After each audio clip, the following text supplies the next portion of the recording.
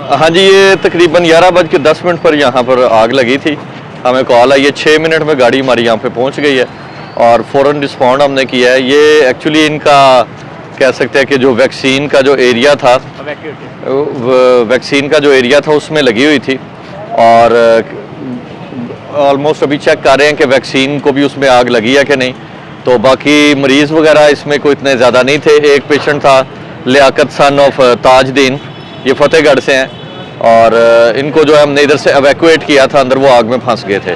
तो बाकी इंशाल्लाह अब यहाँ पे कंडीशन क्लियर है, अब कोई आग अंदर मौजूद नहीं है। बाकी जो वैक्सीन वगैरह है हॉस्पिटल के साथ मदद करके हम उनकी बाहर निकाल रहे हैं। जब मैं आया था ना तो अंदर गए हैं हम आए थे इधर वैक्सीनेशन करवाने। तो जब अंदर एंटर ही हुए हैं ना तो एक कमरे में शॉर्ट सर्किट हुआ है, तो उसी वजह से आग लगी है। तो 2-3 लोगों ने कमरे का दरवाज़ा खोला तो देखा कि अंदर से धुआं निकल रहा है और आग भड़क रही थी। तो हम बाहर निकले हैं, बाहर निकल के मैंने 1122 को कॉल की है और उधर से ये आग जाने वाला हमला आया और उन्होंने आग पे काबू पा लिया। कॉल करने के बाद 1122 का हमला जो है तकरीबन 7 से 8 मिनट के अंदर इधर पहुंच चुका था।